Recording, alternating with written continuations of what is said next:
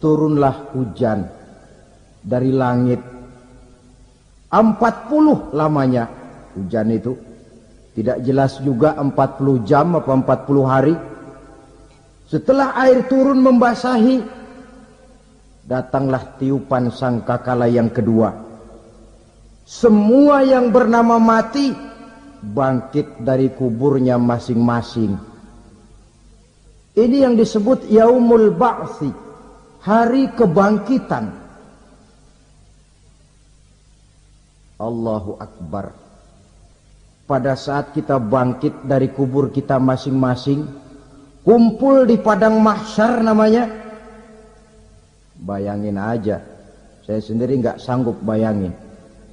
Manusia sejak zaman Adam sampai zaman kiamat kumpul bareng di tempat sama.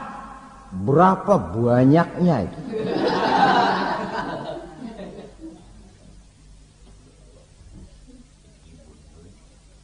Dan yang luar biasa menurut satu riwayat, pada saat bangkit itu, Masya Allah, roman muka kita berubah, disesuaikan dengan amalan kita waktu di dunia ini. Barang siapa yang waktu di dunia amalannya itu amalan tikus, di akhirat nanti dia bangkit dari kubur, mukanya seperti muka tikus. Gagah betul badannya, tapi mukanya seperti tikus. Kenapa? Amalannya waktu di dunia seperti amalan tikus. Apa amalan tikus itu? Suka ngegeragoti barang yang sudah disimpan rapi-rapi. Orang sudah simpan uang rapi-rapi, simpan perhiasan rapi-rapi, digeragoti oleh tikus. Maling-maling, pencoleng-pencoleng, koruptor-koruptor, itu nanti di akhirat nanti kita lihat mukanya seperti muka tikus. Oh, ini waktu di dunia suka nyolong, mukanya seperti muka tikus. Barang siapa yang waktu di dunia ini amalannya itu amalan macan, dia akan bangkit nanti mukanya seperti muka macan. Apa amalan macan? Macan itu amalannya menang-menangan. Orang yang mau menang saja nggak mau mengalah. Coba lihat di hutan. Kenal hutan nggak? Di hutan, raja hutan di mana-mana pasti macan. Betul kan? Betul.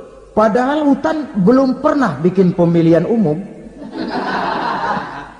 Tapi macan tidak peduli ada pemilihan umum apa tidak, pokok saya raja. Sebab apa? Macan jadi raja itu bukan karena benar, tapi karena kuat jadi raja. Setelah dia jadi raja, rakyat hutan yang mesti dilindungi malah dimakan oleh raja macan. Kambing rakyat hutan dimakan oleh macan. Ayam rakyat hutan dimakan oleh macan. Itu nanti kita lihat di akhirat itu mukanya seperti muka macan, gagah betul. Lalu barang siapa yang di dunia ini amalannya itu seperti amalan anjing, nanti dia punya muka seperti muka anjing. Apa amalan anjing? Pertama, anjing itu kalau disuruh jaga rumah, dia tidak bisa membedakan mana maling, mana tamu. Biar yang datang maling, kalau bawa tulang, anjing kalem. Yang kedua, anjing itu akan setia kepada siapa saja yang memberinya roti. Siapa yang memberinya roti, itulah majikannya. Apa kata majikannya pasti dia laksanakan. Soal benar atau salah dia tidak peduli. Setelah anjing dapat roti, dia tidak punya pilihan lain kecuali bilang, abdi mah kumaha juragan wae ayeuna mah.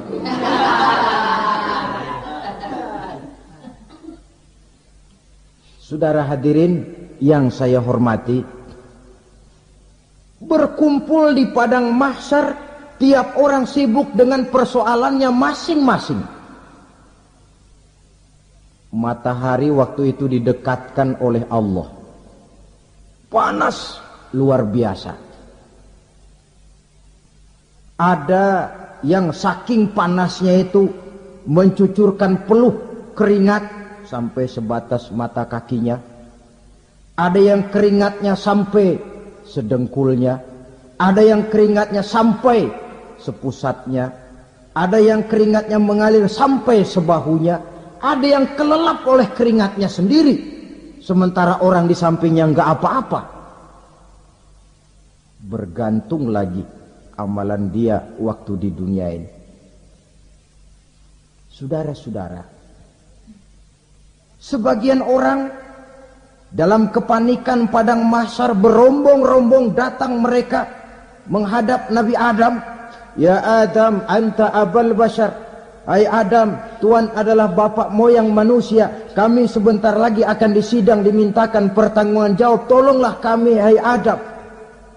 Kata Nabi Adam, jangankan nolongin sampean, saya sendiri tanggung jawab di hadapan Allah. Ketika dulu tidak boleh makan khuldi, saya serobot.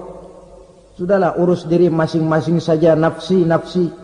Begitu kata Nabi Nuh, begitu kata Nabi Ibrahim. Tiap orang bertanggung jawab sendiri-sendiri. Ketika itulah saudara-saudara, nikmatnya menjadi umat Nabi besar Muhammad sallallahu alaihi wasallam. Sebab apa? Walaupun menurut abjad kita ini umat paling belakang, karena paling belakang kita ini toh, karena Nabi Muhammad adalah Nabi akhir. Tapi akan dihisap lebih dulu, lewat di atas sirat lebih dulu, masuk surga lebih dahulu ketimbang umat-umat belakangan. Ketika Rasul mendekati ajal, beliau tanyakan itu kepada malaikat Jibril. Malaikat Jibril berkata, Muhammad jangan khawatir, Allah sudah berjanji, inni haramtul jannata ala sairil anbiya hatta tadkhulaha anta. Wa haramtuha ala sairil umami hatta tadkhulaha ummatuka. Surga aku haramkan buat seluruh nabi kecuali kalau engkau Muhammad sudah masuk ke dalamnya. Dan surga aku haramkan buat seluruh umat kecuali kalau umatmu Muhammad sudah masuk ke dalamnya. Logikanya, walaupun menurut abjad kita umat paling belakang, bakal dihisab paling dulu, lewat di atas sirat paling dulu, masuk surga paling dulu, kalau mampir ke neraka juga paling dulu. Ya resiko. Jangan mau enaknya aja paling dulu. Saudara hadirin yang saya hormati, setelah masa kebangkitan itu jangan dikira begitu bangkit langsung diperiksa. Masih menunggu menanti ribuan tahun perhitungan padang mahsyar untuk sampai kepada proses yang disebut yaumul hisab, hari perhitungan. Seorang demi seorang bakal dipanggil. Bayangkan saja, kita se-RT saja di absen, kadang-kadang perlu waktu lama. Ini manusia sejak zaman Nabi Adam sampai datang hari kiamat, satu demi satu disidang di hadapan Qadhi Rabbul Jalil. Status sosial copot sudah waktu itu. Yang pernah jadi hartawan di situ tidak lagi kelihatan kehartawanannya. Yang pernah jadi jenderal tidak lagi dipanggil jenderalnya. Yang ustadz tidak lagi dipanggil al-mukarramnya. Seluruh status sosial selesai. Dipanggillah kita seorang demi seorang menghadap Qadhi Rabbul Jalil. Bagaimana proses penghisaban itu? Pertama proses tanya jawab. Di antaranya ada hadis menyatakan, lan tazula qadama 'abdin yaumal qiyamah hatta yus'ala an arba'i khisalin. Besok di hari kiamat tidak akan bergeser telapak kaki seorang hamba sampai dia ditanya lebih dulu tentang 4 persoalan. Tentang ilmunya. Kemana ilmu itu diamalkan? tentang umurnya, di mana umur itu dihabiskan, tentang masa mudanya, kemana masa muda itu dipakai, tentang hartanya, dari mana harta itu didapat dan kemana harta itu dibelanjakan. Ini termasuk proses tanya jawab. Jadi kalau istilah pengadilan dunia, nama Fulan bin Fulan. Kamu waktu di dunia diberikan umur panjang untuk apa? Pernah mengalami masa muda, kemana kau habiskan masa remajamu? Kau diamanahkan ilmu, dengan apa ilmumu kau amalkan? Kau diberikan harta, dari mana harta kau dapat, kemana kau belanjakan? Tak seorang pun yang bisa mungkir. Sebab apa? Dikala itu yang menjadi saksi bukan orang. Yang menjadi saksi adalah seluruh anggota badan kita. Tangan bicara, kaki jadi saksi terhadap seluruh amalan yang pernah kita kerjakan pada saat kehidupan di alam dunia ini.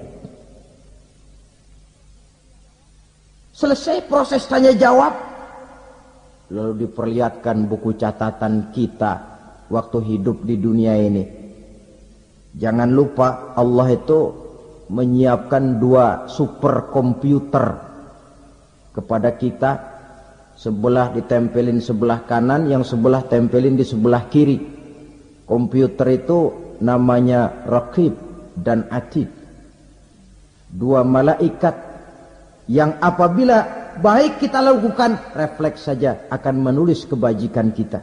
Jahat kita kerjakan akan tertulis. Catatan itu nanti diperlihatkan kepada kita. Waduh, alangkah malunya pada saat diperlihatkan catatan kita, buku rapot kita merah melulu. Barangkali diperiksa sambil diomelin, brengsek lo. Buku merah melulu begini, bagaimana waktu hidup di dunia? Tidak cukup diperlihatkan buku catatan kehidupan, rekaman kehidupan. Rekaman kehidupan kita secara utuh sejak terlahir sampai ajal datang merenggut nyawa. Barangkali mirip dengan video sekarang ini, di mana terekam dengan baik seluruh kegiatan kita sejak yang sekecil-kecilnya sampai kepada yang sebesar-besarnya. Untuk kemudian kita pun menerima balasan. In khairan fa khairun wa in syarran fa syarrun. Kalau baik ya baik balasannya, kalau jahat ya jahat juga balasannya. Catatan-catatan kita diberikan. Kalau banyak kebajikannya diberikan di tangan kanan dengan cara yang halus. Kalau banyak kejahatannya diberikan dari sebelah kiri atau dilempar dari belakang. Itulah sebabnya sejak di dunia ini kita sudah mohon kepada Allah. Ketika berwudu membasuh tangan kanan, apa kita bilang? Allahumma a'tini kitabi biyamini wa hasibni hisaban yasira. Ya Allah, berikan saya kitab di tangan kanan, dan kalau saya memang perlu dihisap, hisaplah saya yang seringan-ringannya. Tangan kiri berlindung kita kepada Allah, jangan sampai diberikan kitab di tangan kiri atau dari arah sebelah belakang. Wa a'udzubika an tu'tiya kitabi bishimali aw min wara'i zuhri, dari arah sebelah belakang. Na'udzubillah min dzalik. Setelah selesai lewat proses penghisaban, lewat mizan, timbangan, maka yang sudah selesai dihisab itu bergeraklah menuju sirat, jembatan yang terbentang menuju surga melalui neraka. Saudara-saudara, panjangnya perjalanan sirat itu memakan waktu ratusan tahun. Tetapi orang yang lewat di atas sirat pun macam-macam, bergantung amalannya ketika di dunia ini. Ada yang lewat di atas sirat itu kal barqil khatib, seperti kilat yang menyambar, lep, sudah sampai dia di surga. Cepat bukan main. Ada yang lewat di atas sirat itu seperti orang lari-lari. Ada yang lewat di atas sirat itu seperti orang jalan biasa. Ada yang sambil merangkak, ada yang sambil ngesor, ada yang sambil gelayutan. Ada yang selamat sampai ke ujung ke surga, ada yang tergelincir jatuh masuk ke dalam neraka, bergantung amalannya dalam kehidupan di dunia sekarang ini. Tiap kita akan melewati yang namanya sirat ini. Saudara-saudara kaum muslimin yang saya hormati, dengan demikian mereka yang selamat melalui sirat sampai ke terminal akhir surga, mereka yang ketika dihisab ternyata banyak kejahatannya daripada kebaikannya, mereka singgah di dalam neraka. Nah, adapun orang-orang yang beriman menurut ayat Quran dan hadis Nabi itu nanti ada bermacam-macam. Ada orang beriman itu yang dimasukkan surga. Ada orang beriman itu yang dimasukkan ke dalam surga. Ada orang beriman itu yang disebut penduduk surga. Kenapa lain-lain, Pak? Karena waktu di dunia amalannya juga lain-lain. Ada orang beriman yang masuk surga. Ini paling murah tiketnya. Mau masuk surga? Kata Nabi begini, ma min abdin qala la ilaha illallah thumma mata ala dhalik illa dakhalal jannah. Kalau seorang hamba sudah mengucap dua kalimat syahadat, dia yakin dengan kebenaran kalimat itu sampai matinya, orang itu akan masuk surga. Abi Dzar yang waktu itu diajak bicara heran, ya Rasul kok gampang betul? Iya, walaupun orang itu mencuri, iya, walaupun orang itu berzina, iya, biar dia mencuri, biar dia berzina, kalau dia sudah mengucap dua kalimat syahadat, dia yakin dengan kebenaran kalimat itu sampai matinya, itu orang akan masuk surga. Jadi masuk surga cukup dua kalimat syahadat, yakin sampai mati, masuk surga. Itu perkara masuk. Tapi kalau pertanyaannya diterusin, masuknya kapan, Pak? Nah, ini lain lagi urusannya. Sebab ada yang masuknya itu langsung, ada yang mampir dulu.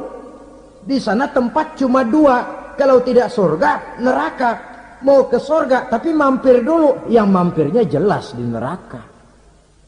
Kenapa? Dalam hadis qudsi ada riwayat, nanti itu di akhirat, setelah Allah selesai mengatur penduduk surga masuk surga, yang neraka masuk neraka, Allah berkata kepada malaikat Malik, malaikat Malik, labaik ya Allah, itu bajingan-bajingan tengik, manusia-manusia durjana yang waktu di dunia tidak mau sujud, jauh dari ulama, gemar melakukan yang munkarat dan maksiat, hidup di tengah masyarakat selalu jadi bibit keonaran, kufur, sudah masuk neraka semua. Sudah ya Allah. Nah, kalau sudah, coba sekarang kamu masuk, Malik. Saya, iya, masuk neraka. Mau apa ya Allah? Kata Allah, akhriju minan nar man kana fi qalbihi misqala habbatin min khardalin min iman. Kau masuk neraka, cari di dalam neraka orang-orang yang ada imannya walaupun kecil sebesar biji zarah, angkat mereka keluar. Masuk malaikat Malik ke neraka, cari orang yang ada imannya, korek-korek. Ya repot, udah pada gosong.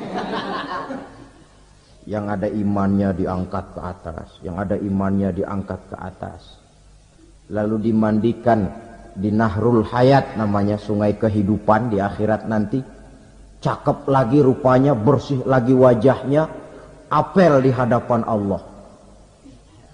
Kata Allah, bagaimana mas? Kapok enggak sampean? Kapok ya Allah. Nah, kalau kapok idhab fadkhulil jannah.